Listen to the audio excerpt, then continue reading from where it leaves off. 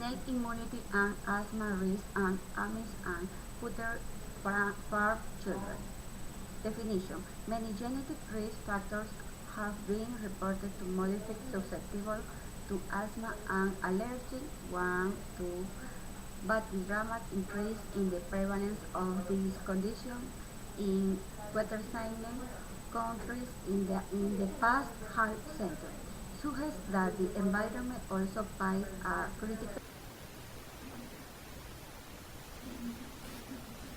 About 8% of the American population is now impacted by asthma. That's around 26 million adults and children in our country. That number has risen rapidly in recent years. We don't entirely know why, but we have determined that greater than 80% of asthma attacks follow the development of a new respiratory viral infection. These probably start as colds and then progress into the chest. And not only do they cause acute attacks, but they cause long-term worsening of the disease, fibrosis of the lungs, and other uncorrectable problems. Most asthma is related to inflammation in the lungs, mostly allergic inflammation, but there are also other kinds of harmful inflammation that arises. Therefore, the guidelines that surround asthma treatment tend to focus on suppression of inflammation. Conversely, our lab has found that if we induce the right kind of inflammation, we can protect lungs against developing infections. So this grant is intended to look at whether we can prevent the exacerbation and worsening of asthma by preventing infections. Over the past several years, we've been looking at ways to simulate native infections in the lungs in a way that wasn't infectious to the host. In other words, we can turn on the native defensive responses in the lungs, so-called innate immunity, to prevent the development of infections before they're established. Our hope in this case is that by triggering lung defenses at the first sign of an infection, such as a runny nose or sneezes, we can prevent the infection from progressing to the lung.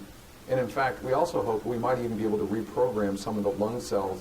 This project has looked at new and innovative ways to turn on the lung defenses by stimulating lung cells, specifically the epithelial cells that line the airways and the air spaces, with molecules derived from pathogens.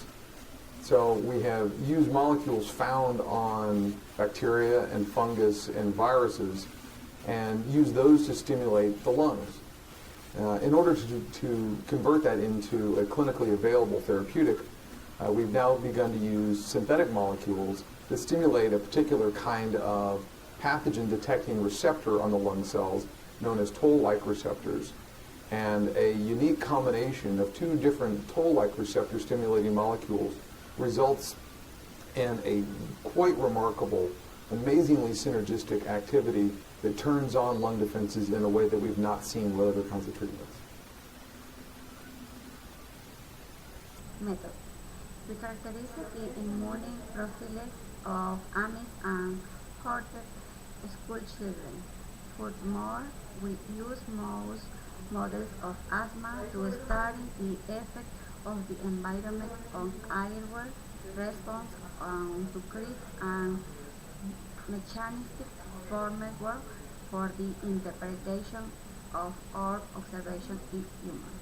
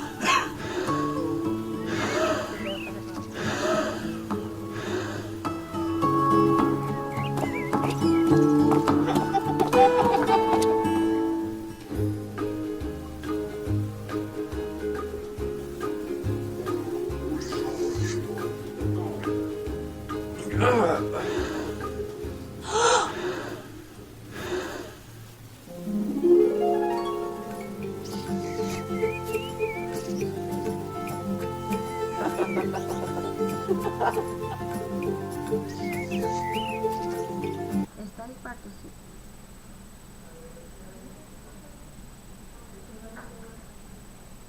In November 2012, we studied 30 Amish children 7 to 14 years of age who live in Indiana. And in December 2012, we studied 30 Hutterite children who live in South Dakota and were matched with the Amish children for 6 and for 8 within 1 year. Writing informed consent was obtained for the parents and writing assent was obtained from the children. The immune system is a wonderfully complex set of organs, chemicals, and cells that protect the body against foreign invaders such as bacteria, viruses, fungi, parasites, and prions, when it works. In the last program, warrior attacks against bacteria and viruses were explored, noting how the body mounts its assault against invading microorganisms. That show also described sepsis, the systemic inflammatory response to infection that occurs when pathogens are so numerous or virulent that they overwhelm the soldiers and win the battle, causing an individual's death. This program will focus on other ways in which the immune system is ineffective. It will briefly explain primary and secondary dysfunctions, such as immunoglobulin deficiencies caused by genetic abnormalities, as well as the effect certain types of medications have on the immune system itself. The majority of this video, however, will discuss allergies and asthma, as well as common autoimmune disorders. Results. Asthma and allergic sensation right on genetic and side. Note of the Amish children and 6 to 20% of the Hutterite children had asthma rates similar to those reported in early studies 10, 11. Levels of total serum and the numbers of children who lived of against common allergens were high per liter were lower in the Amish group than in other groups. Welcome guys, this is after long days. In this particular total video demonstration we'll be talking about immunology. The immunology is a subject. In this particular part you must learn the basic concepts of immune system and how the immunology work in a whole. Now in these videos, from these videos we'll be talking about each of the individual part of immunology. But after that I'll be making 2 of the videos which will cover whole immune system in a whole or in a big picture. Now to understand big picture is the most important part about immunology, because if we are learning the small parts, smaller detail of the immune system, it could become very much puzzling to you, and you need to connect all these things together. If you can connect all these things, then you shouldn't be able to understand what is actually going on, because all these processes we are going to know is going on at the same time inside our body, right? So let us begin. Now the first person to whom we need to give our privilege is this man, Edward Jenner. Now he was the developer of the vaccine for smallpox. Remember, still nowadays smallpox is eradicated, but still at those time when the smallpox was a devastating disease, at those time he was the first person to develop the vaccination technique. We'll be learning more about vaccination in our future videos, but now let's go on. Now, if we begin here, sorry. Okay. Now, if we begin here, we can find that during the developmental stages from the zygote, that means we are having two gametes, one male gamete, one female gamete. So we are having male gamete and we are having also female gamete. And these two gametes are fused during fertilization to give rise to this zygote. Now this zygote will start dividing the cell. This becomes only single cell. So this is a cell, single cell. Now this cell start to divide, and this division will give rise to morula, then blastula, then gastrula, these different stages. Now a lot of cells in the blastocyst form, then another more cells in the gastrula form. Now in this gastrular form, there are three kinds of cell linings are produced. One cell is called ectoderm cells, or the outer layer cells. These are the external layer cells. Then the mesoderm or middle layer, then the endoderm or the internal layer. The ectoderm layer will give rise to skin cells or epidermis, now neuron or brain, and also pigments. On the other hand, mesoderm will give rise to the middle line like cardiac muscle, skeletal muscle, red blood cells and smooth muscles in gut. And finally, this endoderm cell will give rise to thyroid cells, pancreatic cells, these different organs inside our body. Okay.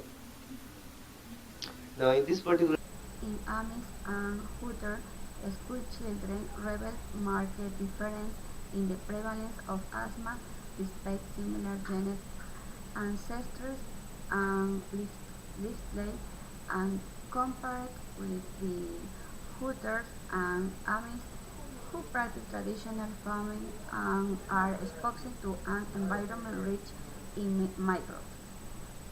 So with exactly low rate of asthma and distinct immune problems that suggest profound effect on innate immunity that general in an experimental model of asthma supports the notion by showing that the protective effect of the Amish environment requires the activation of innate immune signal.